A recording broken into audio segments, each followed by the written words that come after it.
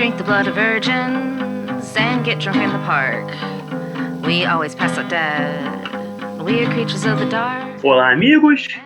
Estamos aqui em mais uma edição do Cine Poeira. O filme de hoje, Os Garotos Perdidos, de 1987, dirigido por Joel Schumacher e protagonizado por Jason Patric, Kiefer Sutherland, Corey Haim, Corey Feldman e Diane Wiest. Eu estou aqui com meus amigos Ronald Perrone e Osvaldo Neto, e eu quero saber, meus caros, vou perguntar para você primeiro, Osvaldo, quando você assistiu esse filme pela primeira vez? Me conta aí. Olha, foi, acredito, como a maioria das pessoas da minha geração, né? Que na época, quando esse filme saiu, eu tinha apenas 2 anos, então não teria como ir ao cinema nessa época. Mas acredito por TV mesmo, televisão, acredito que foi na Globo. Se brincar, foi até numa sessão da tarde. Vê, nos tempos que a sessão da tarde passava esse tipo de filme, e até se brincar sem corte nenhum, nem nada, né? Mas é isso, é um filme que é meio que... É um filme que funciona até muito bem, como, digamos assim, até pelo meio que os personagens estão passando, que é o rito de passagem, sabe? É aquele filme ideal para você apresentar a um adolescente, ou então um quase adulto que não viaja muito em terror e pode assistir, pode gostar desse filme. E você, Ronald, conta de tu aí, qual a tua experiência com esse filme? Fala, rapaziada. Então, primeiro, eu acho que vale a pena comentar que esse programa é uma homenagem ao diretor do filme, o Joel Schumacher, que faleceu recentemente, né? Ele tem uma filmografia aí importante para quem... Importante entre aspas, né? Muita gente não gosta muito dele, mas a maioria das pessoas que de bom gosto igual a gente gosta de muita coisa do que ele fez. E Os Garotos Perdidos, eu, assim como o Osvaldo, assisti também numa sessão da tarde, qualquer início dos anos 90 ou final dos anos 80, quando ainda era moleque, e ao longo dos anos fui revendo algumas vezes. Mas acho que vale a pena também contextualizar um pouco a importância desse filme. Eu não sou nenhum especialista no gênero desse período, mas o Schumacher tem uma contribuição muito grande, principalmente trabalhando com os vampiros, a figura dos vampiros, porque o cinema dos anos 80 de horror, o Osvaldo até pode completar depois com alguma coisa, que com certeza ele deve saber mais do que eu, mas o cinema de horror dos anos 80, ele, na sua grande maioria, ele é mais voltado para o público jovem, adolescente. E o Schumacher pega uma figura clássica, né, que é o vampiro, o tema do vampirismo, e também traz para o público mais jovem. E assim, ele não foi o único, né? Também tem no mesmo ano a gente teve o Near Dark, né, da Kathryn Bigelow, que dialoga até muito com Os Garotos Perdidos. Ambos têm um visual estilizado, parece um videoclipe da MTV, coisa que o Schumacher trabalha bem nessa questão do visual dos anos 80. Só que o Near Dark é mais sombrio, né? Ele é um pouco mais sombrio e ele trabalha mais a questão do que é ser um vampiro nos dias atuais. E Os Garotos Perdidos, não, é isso que o Osvaldo falou, é mais uma coisa de ritos de passagem, a questão da adolescência e de aceitação mesmo, de como os personagens querem entrar em certos grupos, os adolescentes, o que eles são capazes de fazer para ser aceitos, né? É um filme que não me impressionou muito na época, não chamou muito minha atenção, porque, como eu já disse até em outros episódios, eu não era tão fã de horror assim como eu sou hoje. Eu preferiria estar vendo talvez um filme do Van Damme na época. Mas como eu assisti, era rápido de sessão da tarde e cinema em casa do SBT, qualquer coisa que passava eu estava assistindo, né? Então...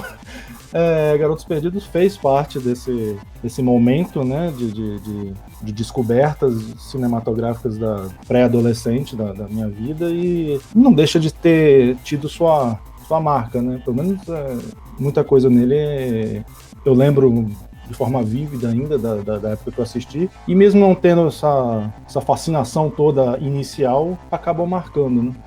Pois é, a minha relação com o horror é um pouco parecida com a do Ronald, assim, um gênero que na verdade não tem tantos anos que eu passei a prestar mais atenção, né?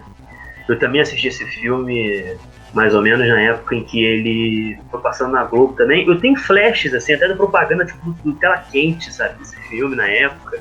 Eu não cheguei a ver ele inteiro porque eu lembro que eu tinha que ir pra escola no dia seguinte, eu cheguei a ver um bom pedaço dele. E exatamente por ele ter essa pegada mais infanto-juvenil, né? O filme ser coprotagonizado pelo Corey Haim, né? E aquela coisa dele com os meninos, né? Então isso na época me chamou a atenção. E é um filme que, diga-se de passagem, já tinha muitos anos que eu não assistia. Eu fui rever ele essa semana, né, pra esse programa. A última vez que eu devo ter assistido, talvez tenha sido em algum momento dos anos 2000, talvez antes até, sabe?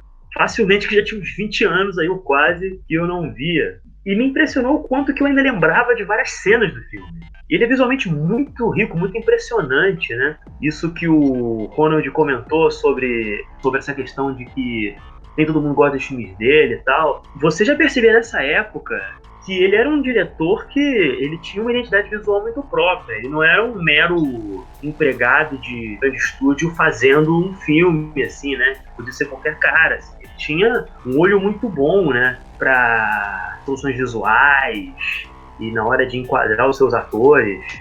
Era um cara bem acima da média do que você via num filme de horror da época, eu acho. Ele tinha mesmo um bom olho para composição estética. Mas eu acho que a carreira dele é bem irregular mesmo nesse sentido. Eu acho que ele tem filmes que talvez esse olho dele não se sobressaia tanto, quanto tem filmes que a estética é tudo, né? Os Garotos Perdidos é justamente o filme onde realmente a parte estética se sobressai, e muito, né? Tem aí... Você vê que realmente ele dialoga com, digamos assim, com aquela estética da MTV, tanto é que o personagem do Corey Haim comenta, né? Então, sem TV não tem MTV, né? Era a vibe da época, né? Mas você vê que não é um filme videoclipeiro. Ele usa aquela estética, aquele tipo de imagem, mas não é um filme videoclipeiro, né? Como a gente viu com alguns diretores de videoclipe que vieram a fazer cinema. De forma alguma. Aliás, cabe aqui destacar que o Joel Schumacher, ele começou trabalhando com moda, né? Com figurinos, né? Foi assim que ele entrou na indústria, a formação dele é essa. Ele não é, pelo que eu sabe, ele não é formado em cinema, nada disso. Ele entrou pra indústria, né? Nos bastidores, né, dessa maneira, né? Com preparação de figurino, etc e tal. E ele começou na televisão, mas eu queria pegar aqui, eu selecionei aqui os filmes que ele fez até então. O primeiro longa-metragem dele para cinema foi A Incrível Mulher que Encolheu, de 81, que é estrelado pela Lily Tomlin, o Charles Grodin e o Ned Beatty. Em 83, ele dirigiu um filme chamado Táxi Especial, que ele também contribuiu com o roteiro, que esse filme é um que passava muito na SBT, até pelo menos ali no começo dos anos 80, que é um filme que o Mr. T tá no elenco, que é ele mais um grupo de taxistas. Eu tenho várias vagas desse filme, mas eu lembro que eu adorava ver esse filme quando era criança, e eu fiquei surpreso de saber que não apenas dirigiu, como ele roteirizou esse filme. Depois ele dirigiu o filme que foi o filme mais marcante dele nesse momento, que foi O Primeiro Ano do Resto de Nossas Vidas, de 85, que você tem a Brat Pack, né? Aqueles jovens promissores astros dos anos 80, né? Quase que um peso, né? Você tem o Rob Lowe, a Demi Moore, o Andrew McCarthy, o Judd Nelson, a Ellie Sheedy, a Mary Winningham e o Emílio Esteves, né? Só faltou, sei lá, ter o Charlie Sheen, o Tom Cruise e o Downey Jr., né? E ficou ganhando de vez logo de figurinha, né? Da Brat Pack. Que foi um filme que fez... Acho que foi mesmo um relativo sucesso, mas foi um filme que marcou. E em seguida, sim, ele fez Os Garotos Perdidos. Que era um projeto inicialmente... Desculpa, só pra terminar. Inicialmente era um projeto que seria tocado pelo Richard Donner, né? Que atuou como produtor, né? Mas aí acho que devido até a agenda dele, depois ele se envolveu com Máquina Mortífera, né? Ele acabou passando adiante pro Joel Schumacher. Então, acho que a gente pode dizer que foi o relativo sucesso desse filme, né? Desse drama que ele fez antes, né? Que foi responsável aí por ele pegar esse projeto, né? Os Garotos Perdidos. Até porque, se a gente for pensar no contexto do cinema para adolescente, né? Oitentista da época, né? É um filme que dialoga aí muito com, até, vamos assim dizer, com aqueles filmes mais intimistas, né? Que a gente notava do John Hughes, né? Que eram filmes que tinham... que podia até ser, a grande maioria ser comédias românticas, né? Mas os dramas vividos pelos adolescentes, especialmente os adolescentes norte-americanos, né? Os adolescentes americanos daquela época, né? Daquela era Reagan, né? Aquela era mais conservadora que os Estados Unidos teve. E você vê que Os Garotos Perdidos é um filme que dialoga muito com isso também, só que também é um filme de vampiros. Tem um lance da do Spielberg, né? Que gostava de pegar também esses temas que não eram tão relacionados aos jovens, né? Ao universo teen, e transformava justamente para um público mais juvenil, como o E.T., por exemplo, que era um filme de extraterrestre e tal. E é engraçado porque os Goonies depois foi dirigido pelo Richard Donner, produzido pelo Spielberg, e depois o Richard Donner produz esse Garotos Perdidos do Schumacher.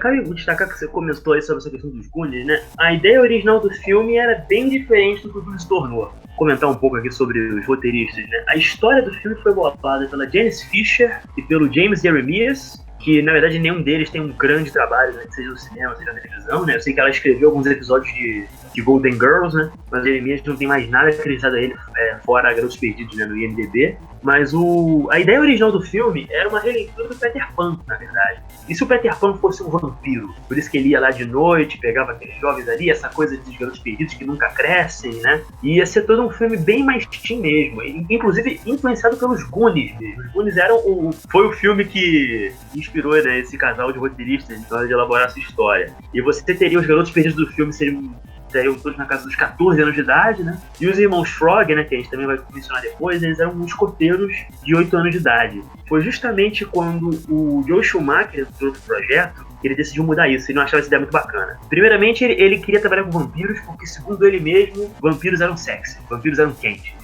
O Frankenstein não é quente, vampiros são. Ele queria trazer um pouco desse elemento mais sexual dos vampiros.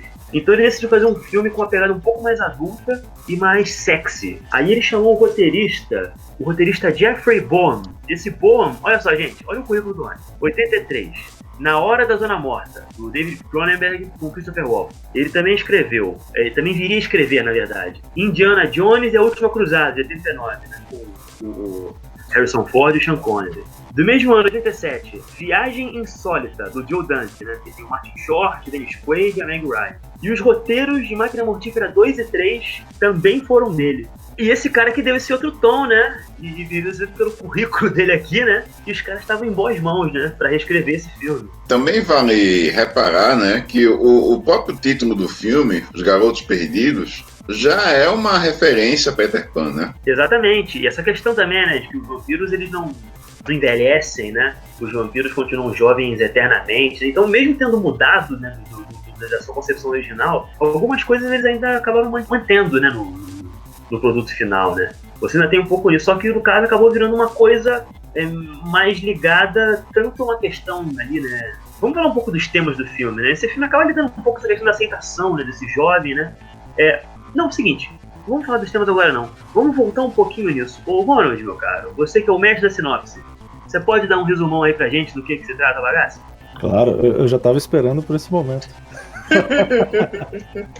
Eu acho que pelo menos um plot básico aqui para pelo menos situar os temas que a gente vai tratar no filme. Até porque a trama é bem simples, né? A trama começa o filme com uma mãe, a Diane West, e seus 2 filhos, vividos pelo Corey Haim e o Jason Patric. Eles estão numa viagem, né, mudando para uma pequena cidade costeira da Califórnia, depois de um recém-divórcio dela, né? E a cidade é um caos, né? A cidade parece atormentada por gangues, punks, drogados, e tem essa característica de que muitas crianças estão desaparecendo. Então, já também faz uma alusão ao título do filme dos Garotos Perdidos. A todo momento você vê cartazes de crianças que sumiram.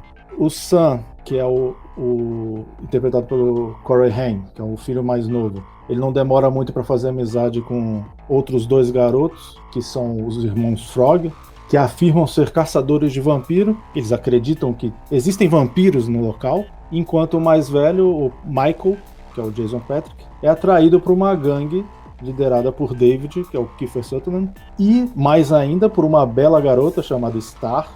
E o que o Michael acaba descobrindo da pior maneira possível é que essa gangue é formada por, isso mesmo, vampiros. E é muito bacana, você falou dos irmãos Frog, né? Os irmãos Frog, eles são vividos pelo outro Corey, né? O Corey Feldman, que até depois desse filme, né? O Corey Haim e ele, né? Ficariam marcados por terem tirado vários filmes juntos, né? E pelo ator, que infelizmente esse não teve uma carreira tão longeva, né? Jameson Newlander, que viria no ano seguinte trabalhar em A Bolha Assassina, do Chuck Russell, né? E que de destaque só teria depois, anos depois, 2015, o filme Rastro de Maldade, do maravilhoso S. Craig Zahler, né? Onde ele interpreta um papel pequeno lá, acho que ele é o prefeito da cidade, se não me engano. E é interessante porque eles se chamam Edgar e Alan. Edgar Frog e Alan Frog. Acho que já pode imaginar, né? Qual foi a inspiração pro nome desses personagens, né? Pois é. E eu gosto muito da cena que eles se encontram, porque esse é um filme feito nos anos 80, né? Os dois meninos, eles parecem ser, são irmãos, eles são pais de um casal rico que tá dormindo todas as cenas do filme que eles aparecem, né? Você sempre vê o casal ali encostado na bancada ali da gibiteria que eles trabalham, né? Tirando um cochilo, provavelmente sob efeito de entorpecente, né?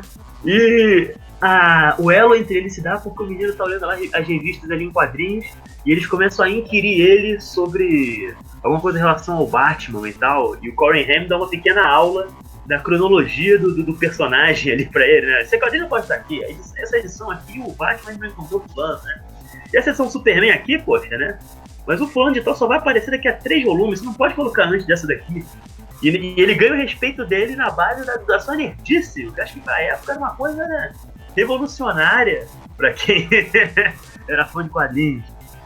Eu acho muito a cidade, né? A cidade é quase um personagem pro filme também. Essa ambientação que você falou dos anos 80, a mãe acaba trabalhando numa locadora, essa loja de quadrinhos, mas a cidade é um local praiano, né, turístico, com esses pias gigantes, que é um parque de diversão e que parece estar sempre em festa, né? E você citou os hippies também, a cidade parece estar vivendo uma miscigenação, assim, inclusiva, de inclusão, assim, absurda, porque quando vai mostrando a cidade, assim, já vai, parece que os espaços, quem divide esses espaços, né, são roqueiros, punks, motoqueiros, beach boys, garotas de biquíni, mexicano, mendigo, marujo, os mauricinhos e, obviamente, os vampiros. E até nessa parte toca justamente People Are Strangers, da banda Echo e the Bunnymen. Sim, é uma versão, né, da música The Doors, né? Isso, a versão da música The Doors, mais tocada pela Echo e the Bunnymen. Uhum. Inclusive a trilha sonora desse filme é sensacional, porque tem Ian X, Thomas Newman, Gerard McMahon, Lou Gramm. Desculpa, Ronald. In Excess. O que eu falei? Inex, uma coisa assim. Mas, falando da música, né, gostaria de destacar, né, inclusive uma cena que virou meme de internet, né, que é aquele saxofonista sem camisa, né, marombado. Essa é no dia seguinte, né? É justamente na mesma noite que o Sam conhece os irmãos Frog.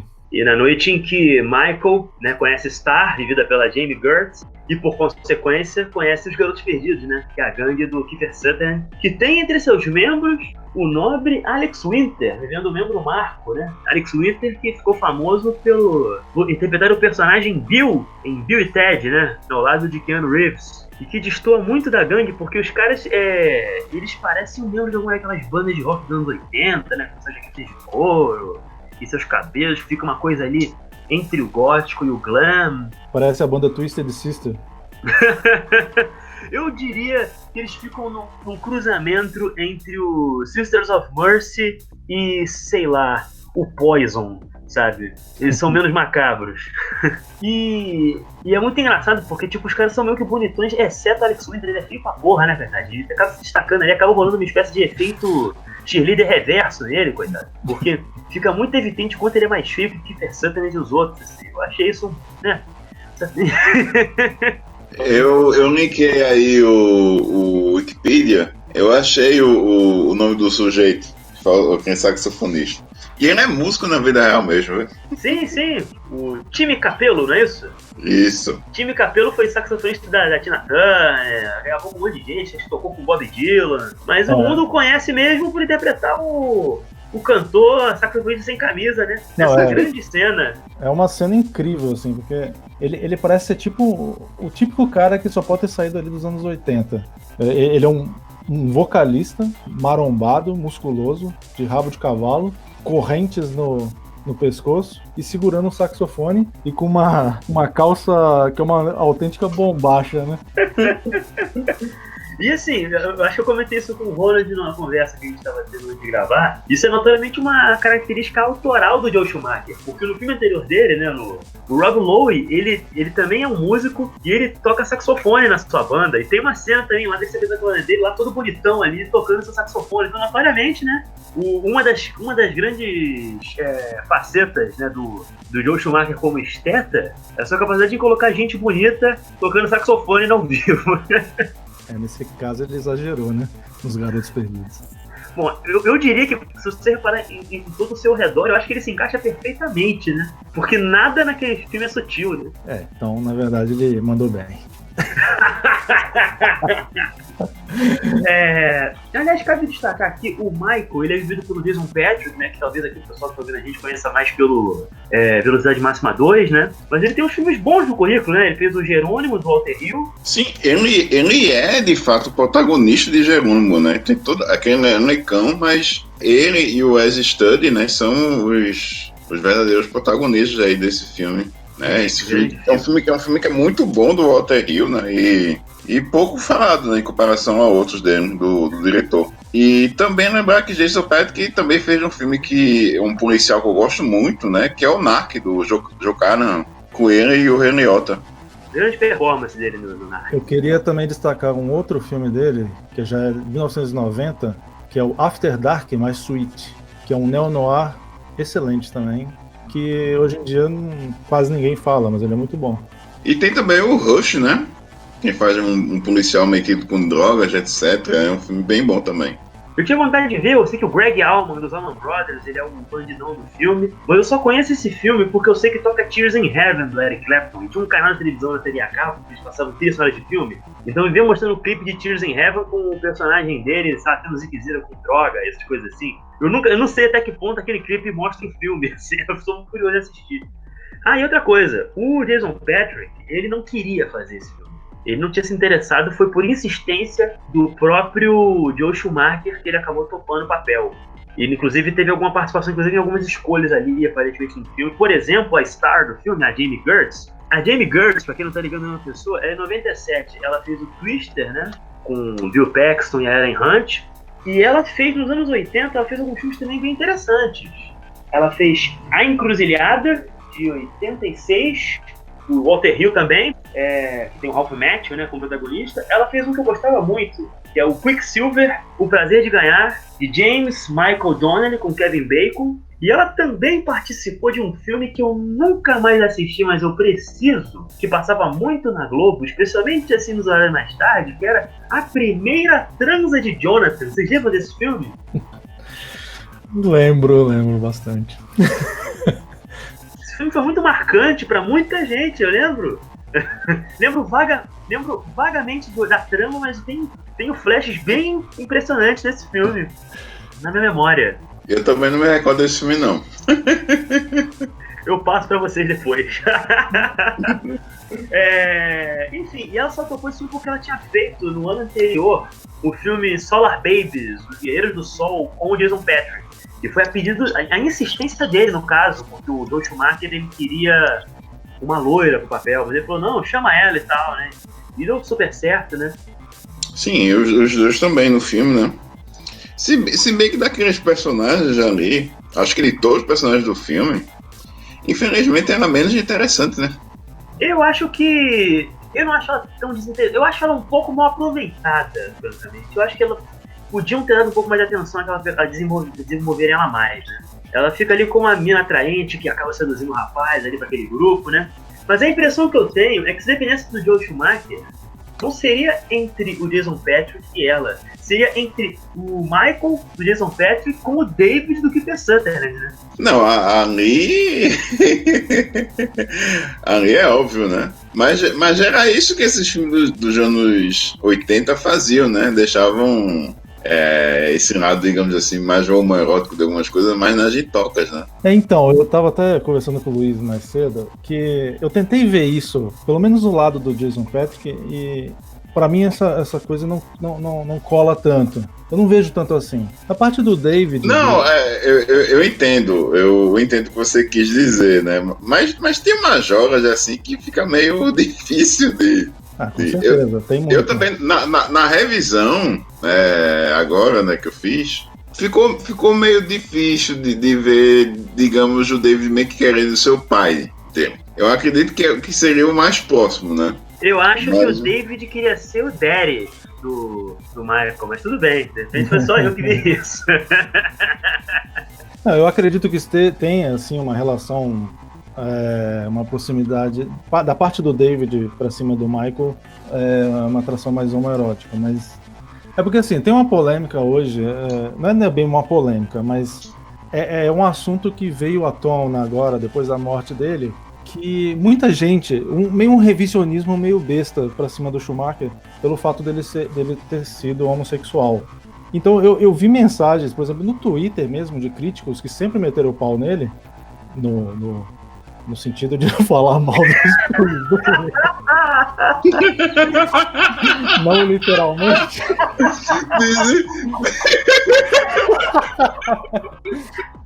Mas assim, as pessoas falavam mal dele, começaram a twittar coisas do tipo: eu não gostava do cinema dele, mas eu acho que é preciso respeitar o Schumacher porque ele era um diretor gay nos anos 80 e blá blá blá blá blá blá. Tem nada a ver isso, velho. Não tem nada a ver. Não tem nada a ver. Mas aí, as pessoas hoje assistem os filmes dele já procurando essa carga homoerótica nos filmes dele.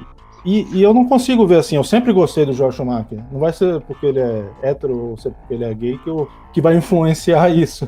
Uhum. E nesse filme específico, eu tentei assistir esse filme dessa vez procurando algo nesse sentido, pra saber mesmo se tinha alguma relação mais picante ali entre dois caras, que é o vampiro, o David, na relação que ele estabelece com o Michael. E eu não consegui enxergar tanto assim. Pra mim, o Michael é aquela coisa de aceitação juvenil mesmo. Ele quer entrar na gangue pra conquistar a Star. Ele quer entrar na gangue pra mostrar que ele é fodão também, que ele pode estar na gangue dos caras ali que fazem loucura. Não exatamente por ter uma atração entre eles. Nem pelo David. O David quer mais pessoas, mais vampiros. Não sei se tem alguma coisa que mostra que os vampiros ali são gays. Eu não acho que seja nada realmente assim, abertamente, direto, assim, mas tem alguns momentos ali entre os dois. Porque esse filme, voltando à questão da aceitação, né? É um tema do filme, mas eu acho que também tem alguma coisa ali, porque muitos filmes de horror, diga-se passagem, né? Não só dos anos 80, mas acho que nos anos 80 isso ficou mais explícito, né? Você tem uma questão também de um despertar sexual, né? Que o gênero tratou várias vezes, né? Por metáfora. A figura do Michael ali me parece que além dessa coisa dessa aceitação, né? Essa coisa de radicalizar, ele bota um brinco na orelha, ele começa a botar uma jaqueta de couro e andar de moto por aí, né? Me pareceu que tinha alguma coisa ali, uma certa metáfora para as experimentações mesmo. De maneira mais ampla, sabe qual é? Sim. O sangue que ele bebe é o sangue de quem? É o sangue do David. O pessoal com quem ele tá, embora ele tenha sido atraído pela gangue, né, por causa da menina, acaba que são os outros garotos que, né, que acabam carregando ele pra tudo quanto é canto. Eu acredito que... É óbvio, né, são interpretações. Eu acredito que a leitura aí do Luiz foi bem feliz, né, com relação a justamente essa questão, né. É um filme que lida, assim como outros filmes de adolescentes da época, com rito de passagem, né? Com essa passagem, digamos assim, para a vida adulta. E eu acho que é bem pelo que o Luiz comentou aí, que pode ser realmente uma referência, né? Justamente essa é uma fase de experimentação, né? Exato, eu concordo. De você saber quem você é, né? Muita coisa acaba acontecendo justamente nessa fase de nossas vidas, né?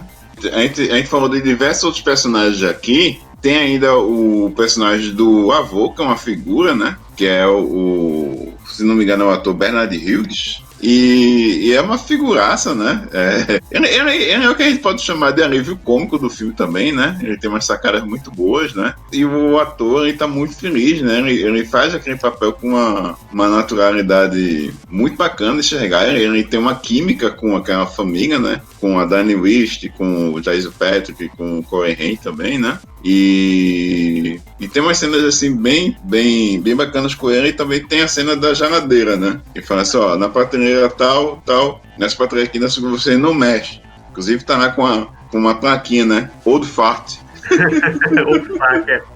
Opa, é uma gíria ofensiva para referir a pessoas da terceira idade. Ele se assume como um. Exatamente. Ele é um velho hippie que quando a primeira vez que a gente vê ele tá deitado no chão ali da entrada da casa dele, né? Parecendo que tá morto. A gente vê ali os pezinhos de maconha, né? Na parte daquele né? Ele reconhece. Notoriamente o bicho ainda tá numa vibe de, né? Sei lá, né? E ele é muito velho pra ser hippie. Ele é um hippie antes dos hippies, né? Muito curioso isso. Exatamente, ele, é um hippie, ele já era hippie antes dos hippies, né? Ele era um beatnik. E o Bernard Hughes, assim, eu queria destacar aqui um pouco alguns dos filmes que ele fez. Eu vou voltar aqui de trás pra frente, mais ou menos, olha só. Em 91, ele fez Dr. Hollywood, do Michael Keaton James, com o Michael J. Fox. Ele fez Mudança de Hábito 2, do Bill Duke, com a Whoopi Goldberg. Nos anos 80, olha só, 82, ele fez Tron, né, com o Jeff Bridges, né, filme de 82. Ele participou também da série de TV da Blossom nos anos 90. O pessoal que acompanhava a SBT nos anos 90 com certeza viu ele como o vovô, o Buzz Richmond. E ele estrelou em 88, junto do Martin Sheen, um filme chamado Exorcizando o Passado, que é dirigido, meus amigos, por nada mais nada menos do que Matt Clark. Grande Matt Clark, que a gente não parou de falar o nome dele no programa da semana passada. E também outro personagem que a gente tem que comentar é o Max, né? Que é o dono, né, da locadora, da qual a personagem da Diane Wish vai trabalhar, né? E que acaba, né, se interessando por ela romanticamente, né? Sim, o Edward Herman, né, que talvez aqui também o pessoal que acompanha muito série de televisão, né, ele foi o pai da Lorelai Gilmore no Gilmore Girls, né, ele também participou de Rosa Púrpura do Cairo, do Woody Allen, O Homem de Sapato Vermelho, né, com Tom Hanks, né, uma série de outros filmes, um grande ator, um grande character actor, ele era altão, né, com aqueles óculos assim, ele era um perfeito nerd, né, cabe destacar, aquela videolocadora que ele trabalha é muito irada. Vocês repararam que a caixa, ela trabalha por detrás de um negocinho de papelão, parece que ela tá na televisão? Vocês repararam nisso? Esse detalhe? Eu reparei em vários detalhes dessa locadora, inclusive foi um dos momentos mais emocionantes do filme, foi quando essa locadora apareceu, porque eu vivia dentro de locadoras e saber que eu nunca mais vou poder entrar em uma é muito triste. Mas vamos combinar que eu nunca pisei numa locadora remotamente parecida com aquela, aquilo era lindo. É linda aquela locadora. Aliás, gente, vamos combinar aqui, vamos bater uma salva de palmas para o R. Chris Westman, que foi, né, quem decorou os sets do filme. Foi o último trabalho dele no cinema, né? Dá uma olhada no currículo do homem. Síndrome da China, 79, de James Bridges, né? Com a Jane Fonda, Jack Lemmon e o Michael Douglas. Quando os jovens se tornam adultos, de 82, perdão, do Barry Levinson, né, que tem o Steve Guttenberg, Mickey Rourke, Kevin Bacon, Daniel Stern, né? Tem um filme que eu passava muito na televisão, assim, dos anos 80 e 90, que era Loucuras em Plena Madrugada, de 80, de Michael Nankin, ou Michelle Nankin, minha caligrafia é muito feia, e David Mann, eu escrevi tudo zoado, gente. Anos 80, Loucuras em Plena Madrugada, procurem, né?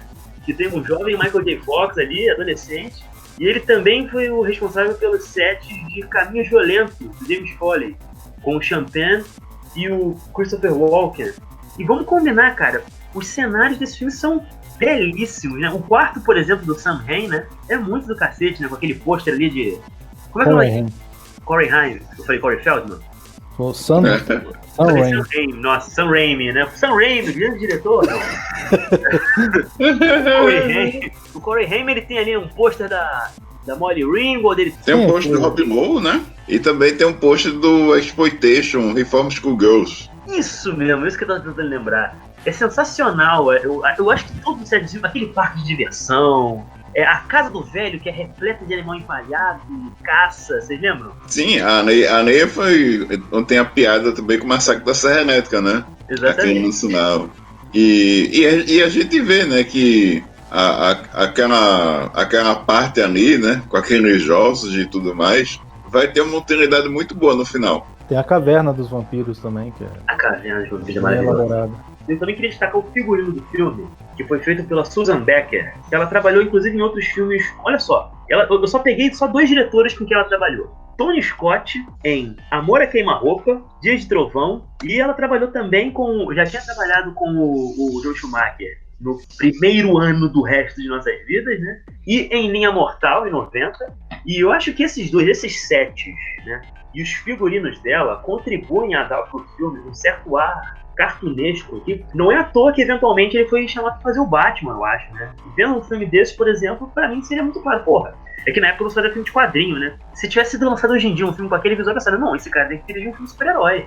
Acho que também, como você tinha lembrado que o Edward Herman, né, trabalhou com o Woody Allen, né? A Diane Wist também tinha acabado de ganhar um Oscar por Hannah e Suas Irmãs, de Woody Allen, e o Joel Schumacher, né, ficou surpreso dela ter aceitado já fazer o papel, porque foi a primeira escolha que ele teve. Pois é, né? Nunca imaginou que a mulher que acabou de ganhar um Oscar ia topar fazer um filme desses, né? Que tá pegado tão ligeiramente grande house, assim, né? Uma parada tão... A mulher que trabalhou, ela fez Hannah e Suas Irmãs, fez A Era do Rádio, trabalhou com vários diretores importantes ali em filmes sérios, né? Ou não tão sérios assim, né? Como as comédias do Woody Allen, mas uma parada que é focada para um público mais, digamos, né? Maduro, né? Ela topar esse filme, acho que é uma surpresa pra todo mundo, né? Ainda mais pelo momento que tava a carreira dela, né? E é um filme que não tem um orçamento tão grande assim, o filme tem 8,5 milhões de dólares. Parece custar muito mais, né? Parece que custa muito mais, assim. O Olho do Maluco parece que... Se você for reparar em alguns filmes do mesmo ano de horror, assim, com um orçamento similar, nossa, esse filme parece que... Ele não apenas parece custar mais caro do que ele custa. O próprio Near Dark, né? Eu não sei qual é o orçamento dele, mas eu até prefiro ele como filme, de uma forma geral, mas ele parece ser muito mais caro que o concorrente dele de vampiro do mesmo ano. E sobre o visual, o Schumacher tinha esse olhar mesmo para trazer assuntos que não eram talvez tão populares em determinados períodos para um universo mais pop, né? Como vampiros, fazer essa rejuvenescição do tema, e o próprio Batman nos anos 90, né? Quem diria? Ele finalmente pegar os personagens e botar num visual que remetesse tanto a quadrinho e tal, e transformar em algo tão pop como por exemplo, os figurinos com mamilos. Mas ali foi só no Batman e Robin, né? Não, Batman Eternamente, o Batman também já tinha esses mamilos, foi nos dois filmes. Inclusive, Batman Eternamente é um filme que eu gostaria de rever. Eu preciso rever os dois. O Batman e Robin, não sei. Mas o Batman Eternamente, sim. Eu admito que não vejo esses filmes desde que eu assisti eles no cinema, sabe? Acho que talvez o Batman e Robin pegue alguma reprise no SBT. O Batman Eternamente eu nunca mais revi. Mas eu, quando era criança, obviamente que isso foi muito despercebido. Achei divertidíssimo os dois filmes, né? Eu tava vendo o Batman no cinema, batendo nos outros, fazendo coisa, eu achei barato, né? O Batman Forever eu ainda acho legitimamente divertido. O Batman e Robin entra em outra situação, é outro caso. É um filme ruim, claramente ruim, eu entendo totalmente quem detesta esse filme, mas que eu tenho boas lembranças. É aquele caso, né, que a gente pode ver assim, meio que o filme acaba divertindo assim pelos motivos errados, né? É o caso de o que como é que tem uma palavra em inglês que acho que é bem utilizada para filmes assim, que é o chamado misfire, né? Exatamente. Agora, eu vou dizer uma coisa a vocês. Tem um vídeo que eu vou recomendar pra vocês dois, também pra quem tá ouvindo. Que pena que o vídeo tá em inglês, cara. É no YouTube. Tem um canal de um maluco chamado Patrick H. Williams, que ele andou fazendo uns... Ele tem muitos vídeos sobre cultura pop e tal, né? Um pouco de cinema, assim. Ele fala de adaptações de quadrinhos também. E ele fez um vídeo em defesa dos Batman do Joel Schumacher, explicando como fazia sentido a escolha dele pro projeto, né? Pegando cenas, por exemplo, do Linha Mortal, né? Dos próprios Garotos Perdidos, etc, né? Como ele era um cara que ele tinha um visual que se destacava, né? Dos seus contemporâneos ali, né? E tem uma coisa também que, assim, a gente esquece, mas foi de propósito. Esses tons, assim, devidamente homoeróticos dos Batman, foi de propósito. Foi uma escolha estética de propósito do coisa. Ele teria dito em entrevistas: na minha concepção, o meu Batman, ele é gay. Ele nunca mentiu. E ele deixou o Bob Kane puto. E todo mundo que deixa o Bob Kane puto tem o meu agradecimento. Vamos comentar sobre o final, né? O final, aí falando do filme parecer mais caro do que é, aquele final explosivo tem uma grande razão, né? De ser desse argumento da gente. Mas já vamos pro final do filme? A a gente já falou daquela parte da caverna dos vampiros de tudo. Depois dali não tem muita coisa, não. Tem várias coisas, rapaz. Você tem, por exemplo, a gangue, que... Você não lembra da cena da gangue, quando finalmente quando o Michael tá quase pra completar essa processo de vampirização, e eles atacam uma gangue que tá em volta de uma fogueira, cantando e dançando ao som de Walk This Way, do Aerosmith, com Run DMC, que é uma das melhores cenas do filme. E o mais bacana é que a gangue do filme, ela foi utilizada como The Surf Nazis. Embora o Schumacher ele tenha querido fazer uma parada mais adulta, eu acho que de maneira geral, pelo menos olhando com o olhar de hoje, eu acho que é um filme que claramente você vê que o público assim, adolescente mais novo, uma galera de 12, 13 anos de idade, poderia muito bem se interessar por aquele filme, né? Porque uma grande parte do filme é justamente dos dois meninos lá, dos irmãos Frog e do Corey Haim, né? Discutindo sobre essa coisa do vampirismo, né? E partindo pra caça e tal. E não é um filme assim profundamente erótico ou violento, né? Com muito gore, né?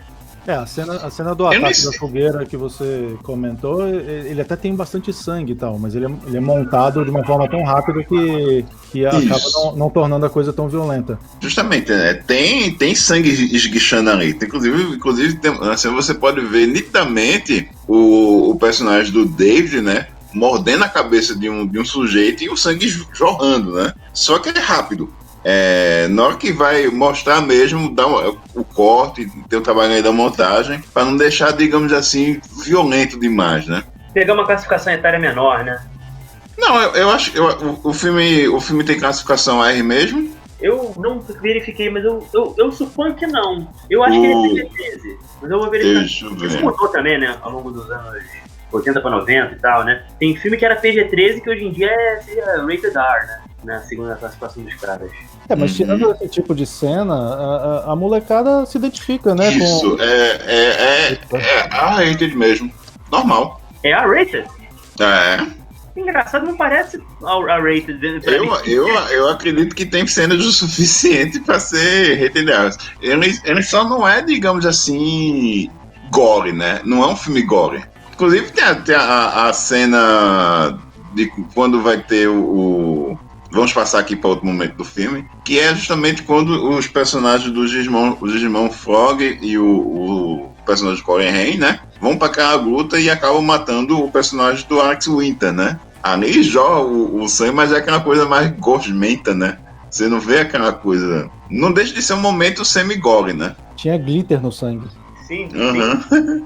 Eles fizeram sangue especial pra ficar especialmente assim chamativo, né? Aliás, tem alguns momentos nesse filme, na minha opinião, por exemplo, a cena em que o personagem do Michael tá virando um vampiro, né? Pela primeira vez, né, em casa, que ele tá até perdendo ali, flutuando na cama. Ou mesmo a cena, né? Mais pro final, né? Quando eles estão lá matando os vampiros, quando os vampiros invadem a casa.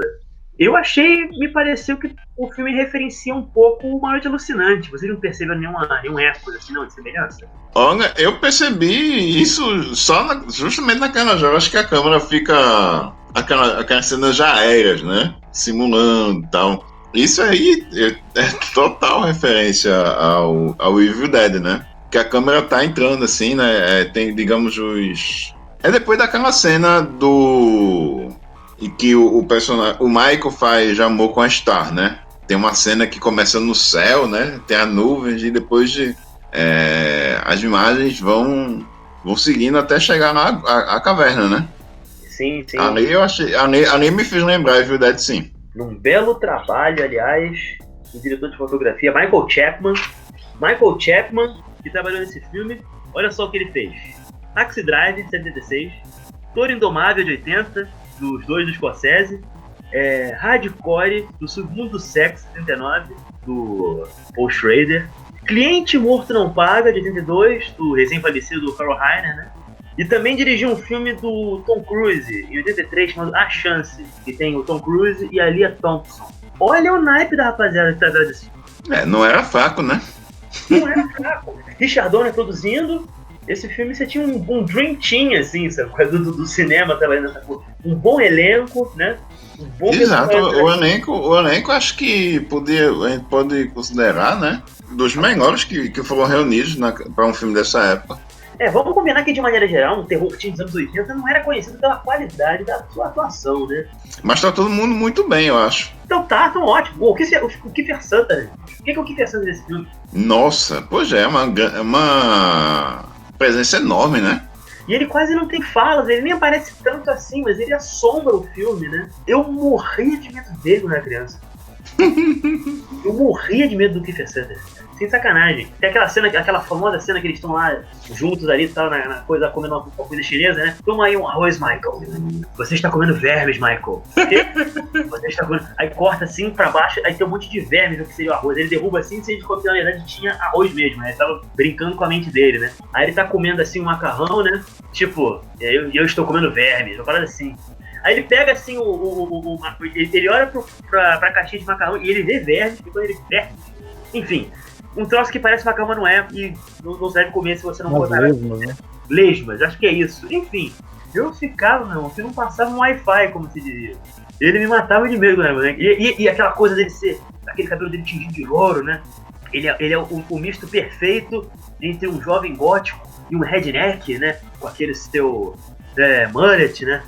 Que é coisa mais assustadora do que um vampiro sexualmente ambíguo com a cara do Kiefer Sutherland, porra. Luiz e suas tiradas. Sempre bom. Que porra. Mas e aí tem aquela sangreira, né? Que você vê que é uma cena que podia ser mais violenta do que aquilo, mas por causa do sangue, que não é aquele sangue. É um sangue mais gosmento, né? É mais nojento do que, digamos. É um momento de splatter do filme, né? Só que é aquela coisa meio. É mais, digamos. Parece mais. Como é que a gente pode falar? Cartunesco? Talvez? Estilizado, boa! É porque assim, a gente tem várias coisas pra falar ainda sobre os irmãos Frog, a coisa do Max fingir, eles acharem que ele que é o vampiro, o jantar e tal. Aquela cena é muito boa. A cena do jantar, pois é, vamos só. Então. O Vicente, né? A senhora Diane West, né? Uma mulher desquitada, né? Ela se veste, inclusive, como alguém que já não sabe o que é a coisa há um bom tempo, né, coitada, né? mas a própria personagem fala isso pro Corey Haim, né? Assim, você sabe há quanto tempo não sai com alguém, né? Pois é, ele é mais sutil do que eu. Em certo momento do filme, né, a gente vê uma das questões do filme, né? Essa coisa da mãe deles com o personagem Max, né? Que é o chefe dela lá na videolocadora, né? Que, né, parece ser do bom moço e tal. E os meninos Sam, Edgar e Alan suspeitam de ser um líder vampiro, né? O vampirão-chefe. O vampirão-chefe, exatamente. Ele é convidado para entrar na casa e para poder jantar lá, né, com a mulher. Porque eles não conseguiram ter, né, o primeiro encontro, né? Por causa da transformação do Michael, né, em vampiro, que assusta o Sam, né? E decidem ter esse jantar na casa dela depois, né? Aí rola, né? Rola a cena que eles ficam fazendo o teste em cima do Max, né? Inclusive pergunta assim, você quer queijo, né? Você quer queijo parmesão? Aí foi até o próprio Sam que ralou, né? Aí quando o cara bota no prato, né? Esparga assim, é tudo água, né? O cara quase tem um ataque, quase se engasga de tanto água que comeu, né? Pensando que era queijo, mas não, era água. Exatamente. E eles no fim ainda metem um espelho na cara dele pra comprovar, né? De que ele seria um vampiro, porque afinal de contas, né, vampiros não refletem no espelho. Né? Uhum. Aí depois de tudo ainda fala assim, eu sei o que é que vocês estão pensando, sei o que você está pensando. Aí eu disse, o que é a gente tá fazendo? Mas é porque você acredita que eu vou substituir seu pai e roubar sua mãe. Não é isso, eu quero ser seu amigo.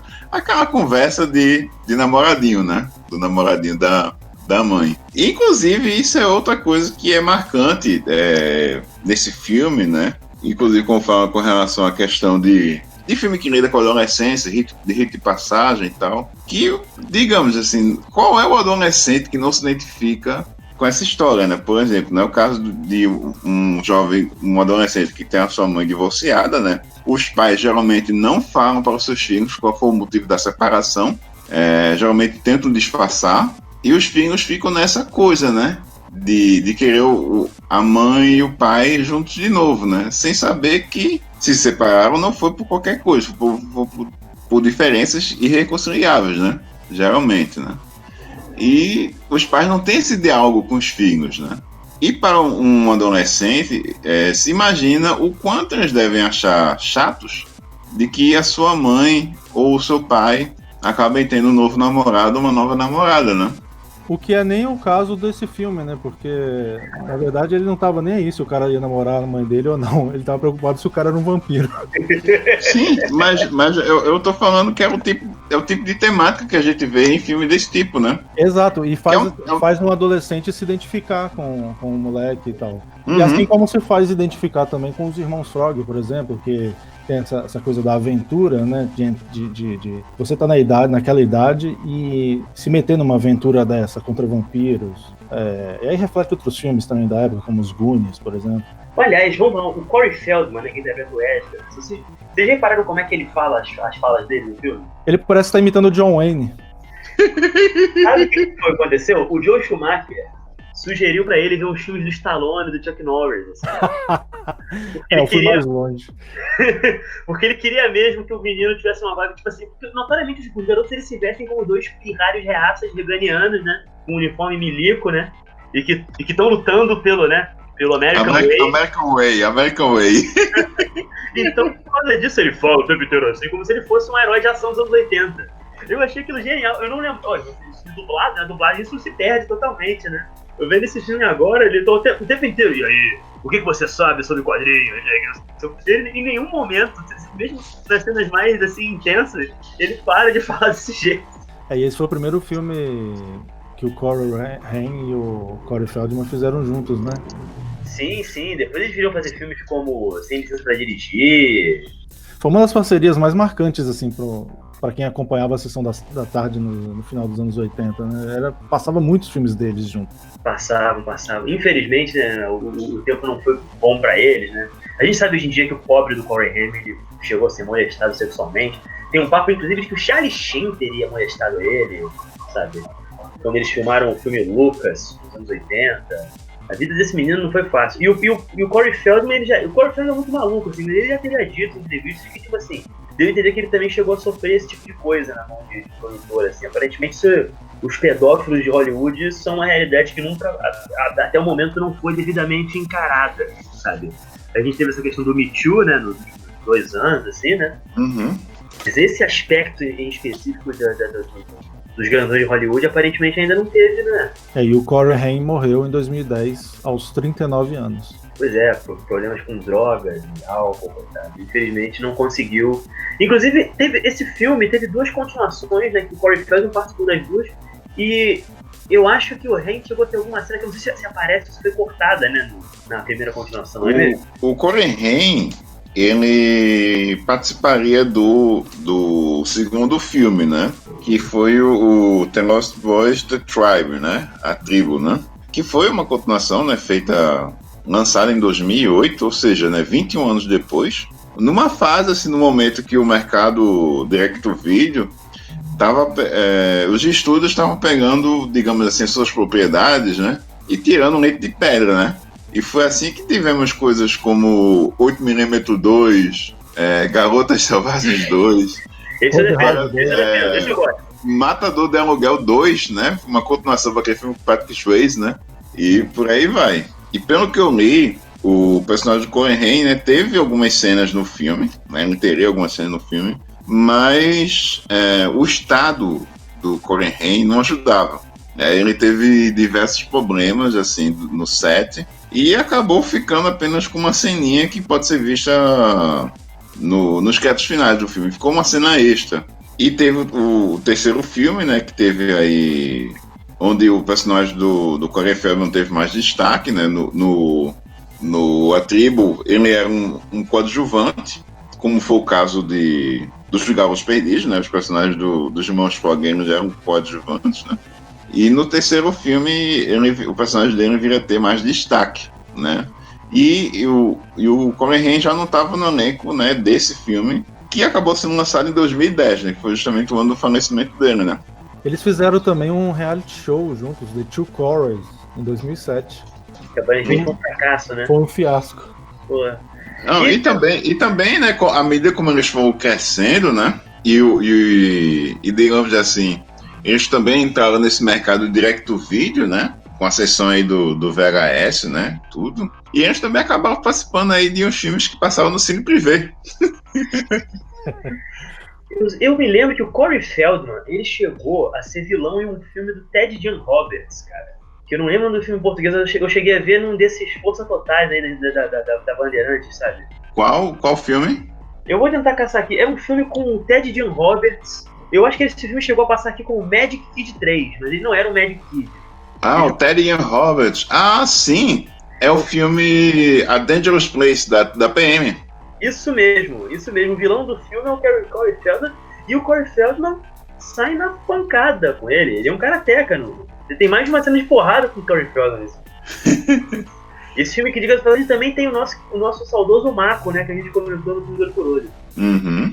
A PM Entertainment, né? Pra quem é fã de ação, né? É uma produtora inesquecível. E com certeza vai ter filme dela da PM que vai ser programa aqui do Cine Poeira, com certeza. Tem um filme do Jim Wynorski, o Stormtrooper, que ele tá com o olho tampado, estilo Kurt Russell em Fuga de Nova York.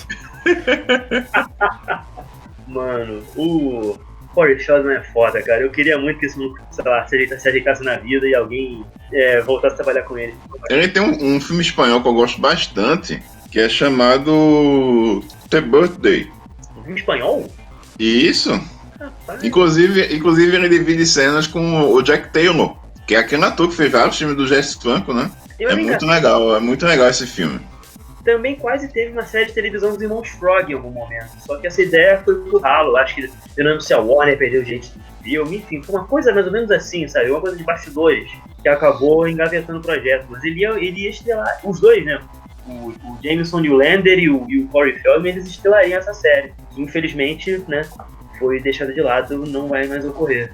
Bom, mas voltando ao assunto aqui dos Garotos Perdidos, sobre o personagem do Max, agora, como é aquele nosso momento que a gente já falou de vários detalhes do filme, vamos aqui dar um spoilerzão. E é chegado no momento, no final, né, que a gente tem a revelação que o Max, o personagem do Edward Herman, era de fato o vampirão-chefe. Sim, ele que foi responsável pela gangue. E é muito foda, cara, porque esse filme, ele vai te dando várias diquinhas de que a merda vai acontecer, né? Hoje, exatamente. Quando eu estava revendo o filme, né? Você revê o filme sabendo de antemão que ele era realmente, de fato, o grande vilão do filme, e você acaba percebendo o quanto o filme dá as suas pequenas dicas, né? De que o cara realmente não é muito bem o que parece ser. Até mesmo tem a cena que o cachorro dele, né? Acaba atacando, né, a personagem da Diane Wist, né? Porque o cachorro de um vampiro, seria uma coisa assim, ele impede a entrada de estranhos. Tem uma coisa dessa assim do folclore dos vampiros. Quando ele bate na porta, ele pergunta: você não vai me convidar para entrar? Aí o Corey fala: não, por favor, entre. Nesse momento, qualquer coisa que eles façam contra ele é anulada. Ele pode ficar tranquilamente ali na casa fazendo o que ele quiser. É por isso que aparece o reflexo dele do espelho, a Arya não mata ele. Porque sem querer o Corey Haim permitiu, né, liberou, né, a entrada dele e permitiu que ele pudesse ficar em sua forma. Foi o Michael, Jason Patrick, que permitiu a entrada dele na casa. Ah, foi o Michael antes de sair, então, né? Queria sair pra encontrar os outros rapazes, né? Isso. Muito obrigado. Mas, assim, sobre essa questão, quando falou o convite, né? Assim, quando o personagem do Michael convidou ele a entrar, eu me toquei. Eu me liguei justamente dessa regra que falam, né, do vampirismo. Inclusive, tem o Silent Slot, né, a minissérie, né, baseada no livro de Stephen King, né, que tem uma cena também excelente, né, de um garotinho vampiro que ele só entra na casa, né, porque o personagem deixou ele entrar. Pois é, isso é uma coisa do mito do vampirismo clássico. Tem até um filme que eu acho maravilhoso, uma comédia, né? O que Fazemos nas Sombras, né? Que foi dirigido pelo Taika Waititi, né? Que dirigiu o filme do Thor aí, né? Dirigiu esse Jojo Rabbit, né? Que concorreu ao Oscar. Que é um falso documentário sobre vampiros. Que inclusive tem uma cena que faz referência a esse filme mesmo. Que tá um cara na casa dele fazendo lanche lá e eles transformam, eles fazem o cara ver vermes e coisas assim na comida, né? Como se fosse nos Garotos Perdidos. E tem uma cena que eles querem entrar em boate, só que eles não podem entrar porque eles não são convidados. Aí eles chegam assim com segurança, convida a gente pra entrar, cara. Sai daqui, irmão, sai daqui. Não, convida a gente, vai embora, pô. Tem o filme sueco, né? O Deixa Ela Entrar, né? Que ficou famoso também por explorar esse ponto da mitologia dos vampiros. Só que esse detalhe, né, da mitologia dos vampiros, o vampiro só pode entrar no lugar se convidá-lo, eu só conhecia até aí. Depois do que acontecia dentro da casa, eu já não conhecia mais. Então, assim, o filme dá essa enganada e brinca com essa questão, porque você vê que o Max é convidado a entrar, só que tudo que acontece dos testes para saber se ele é vampiro não funcionam, mas a maioria das pessoas não sabe o que acontece depois disso, né? Então, até o final e chegar à revelação, a coisa ainda fica na dúvida. Será que ele é mesmo o chefe dos vampiros? Será que ele é um vampiro? Será que não é? E a revelação chega a ser... Por mais que haja essa desconfiança o tempo todo, às vezes pega pessoas de surpresa ainda. Falando do Max, né?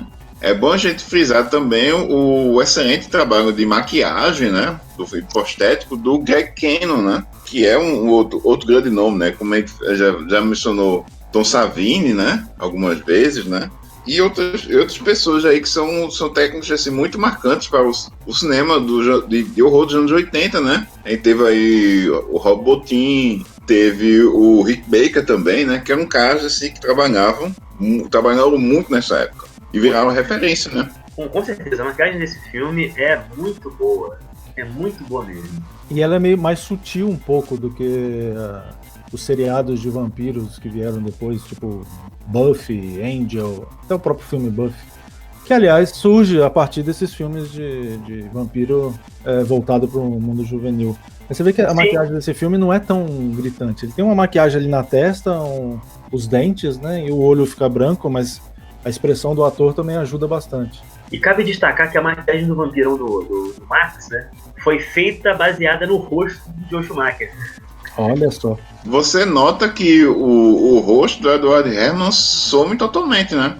Eu acredito que seja o trabalho de maquiagem mais pesado que se teve para realmente mostrar ao público que aquele realmente era o vampirão-chefe, né?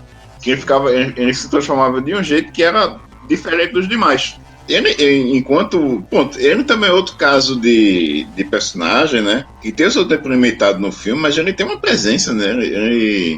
Você sempre acaba lembrando dele, né? Em alguns momentos, né? Justamente quando o trabalho do Edward Herman que é muito bom. Quando você pensa que a foca do seu rabo, não tem mais nada que pode acontecer e o homem vai conseguir, né?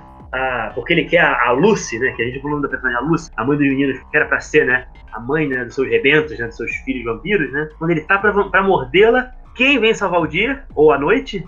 O velho. O vovô, Bernard Hughes. E a gente também vê ele fazendo um estacão do tamanho do não sei o que, em alguns momentos do filme. E vários momentos do filme você vê ele observando todo mundo fazendo cara de, né? Maluco, assim. A gente pensa que é só ele sendo excêntrico, né? O tempo inteiro era ele de olho. Ele sabia que o cara era vampiro também.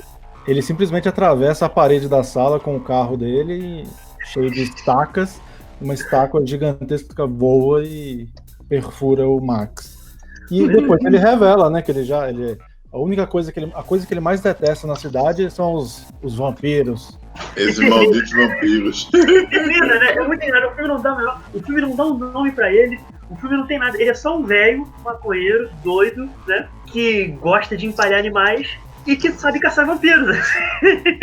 E vocês repararam isso? Tinha um estacão que ele tava fazendo algumas cenas antes, assim, quando tava de dia ainda. Sim, no meio do filme aparece ele fazendo essa estaca e eu falo assim, nossa, mas essa é uma referência estética interessante, porque é um filme de vampiros e o cara tá fazendo uma puta estaca de todo tamanho. Só que a gente fala, não, mas essa estaca não vai servir pra nada, olha o tamanho dessa estaca. No final serve. No final serve. Realmente é um filme que eu acho que tá acima da média, né, em vários aspectos, né, muita coisa que era feita naquela época, né. E é justamente por isso que a gente escolheu esse filme para ser comentado aqui no Cine Poeira, além, obviamente, de ser essa homenagem aí ao Joel Schumacher, né, por todo o trabalho e por toda essa filmografia que ele teve, né. É um filme, é uma filmografia onde a gente realmente pode notar, ele teve seus vacilos, né, teve seus fiascos, como qualquer diretor que trabalhou muito, né. Sim, a partir depois aí da segunda metade dos anos 90 em diante, a filmografia dele ficou bem mais errática. Talvez a partir mesmo do Batman e Robin. Eu até hoje não assisti o 8mm, assim. Eu já tem muito tempo que eu assisti o Por um Fio, mas ali até esse filme depois dele, Um Dia de Fúria também, né? Pô, é um currículo. Ele teve pela Warner Um Dia de Fúria, né? Ele teve uma série de sucessos com a Warner, né? Além dos Garotos Perdidos, ele também teve O Cliente, né? Que é baseado em John Grisham, né? Que é um filme que é um filme que fez parte daquela linha de adaptações do John Grisham, né? Que foi basicamente uma atrás da outra, né? Dos best-sellers de John Grisham. O Homem que Fazia Chover. A Firma da gente. A Firma eu gosto bastante, do Sidney Pollack. Eu acho muito over, assim, eu não consigo, parece que não é gente, assim, parece que eu tô vendo uma novela mal dirigida com um elenco fodão de Hollywood, me desce meio mal. Não senti isso na época que eu vi, não. Eu gosto desse filme. E tem também o Tempo de Matar, né? Tempo de Matar, pô, já. Que tem uma atuação foda do Samuel Jackson, né?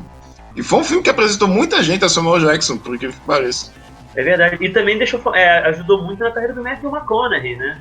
Que foi a primeira vez que eu acho que ele teve tanto destaque, assim. Já tinha aparecido no filme do Richard Linklater. Matthew McConaughey veio do Massacre da Serra Elétrica 4, que é péssimo. Matthew McConaughey e a Renée Zellweger, né? Fizeram esse filme. Exato. Vamos então da nossa cotação, né? De 1 a 5 estrelas. Eu queria saber de vocês aí. Boa noite, Perrone. Que nota você daria para Garotos Perdidos? Garotos Perdidos eu dou 4 estrelas. 4 estrelas, bacana. Osvaldo? Eu também, né? Eu levando aqui todos os aspectos do filme, né? O quanto o Joel Schumacher acertou a mão, né? Nesse filme é impressionante. É um filme que tinha tudo, digamos assim, para dar errado. É um filme que tinha tudo para ser esquecível, né?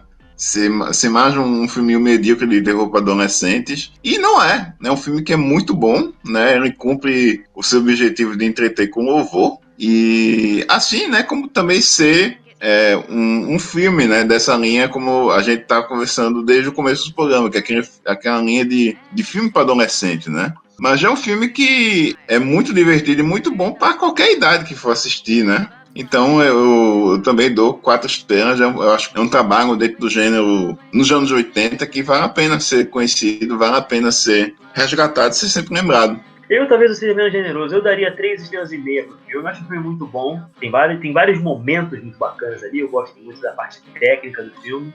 O que talvez eu tenha sentido falta, não sei, tem alguma coisa ali entre a trama dos meninos, né? Das crianças, quero dizer, né? Dos irmãos Frog, né? Do Corey Haim, com os Garotos Perdidos, que eu acho que, sabe, demoram. Eu queria que esse conflito demorasse menos pra acontecer, talvez, sabe? Mas, independente disso, é um filme muito bonito, né? Muito mais bonito do que 90% dos filmes de horror que fez naquela época, né?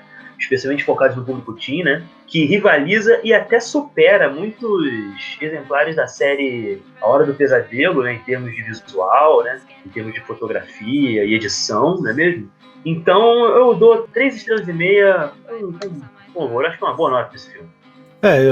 Vale destacar mesmo o que a gente está mais falando aqui em relação ao trabalho do Schumacher, que é esse olho para a composição estética, né, nos pequenos detalhes que enriquecem o visual, como ele consegue casar as imagens com a trilha sonora.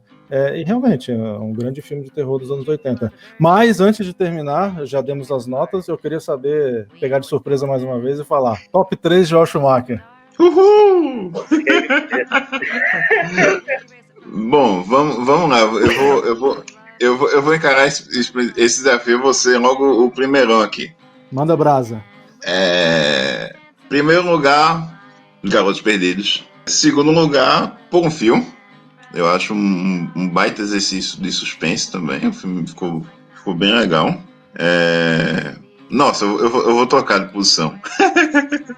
Primeiro lugar, Os Garotos Perdidos. Segundo lugar, Um Dia de Fúria. E terceiro, O Cliente. Muito bem. Manda um abraço, Luiz.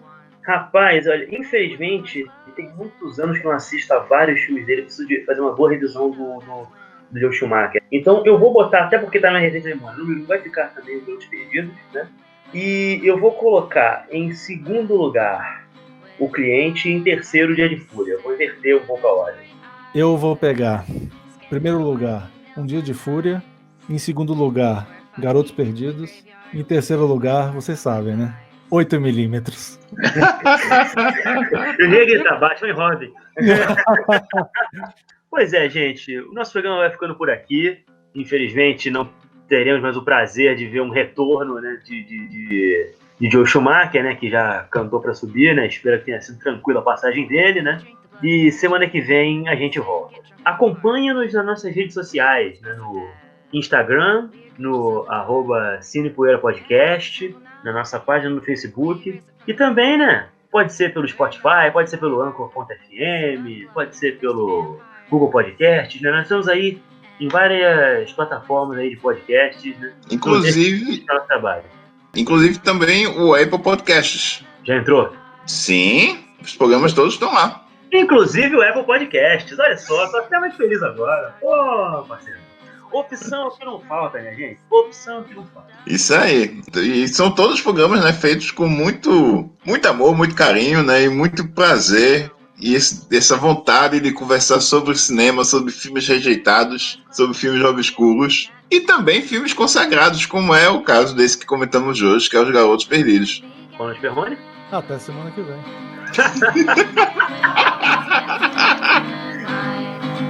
With blood on our lips and predatory eyes, oh, skin pale white and nails like knives. We're fucking in the graveyard, leaving bite marks on my thighs.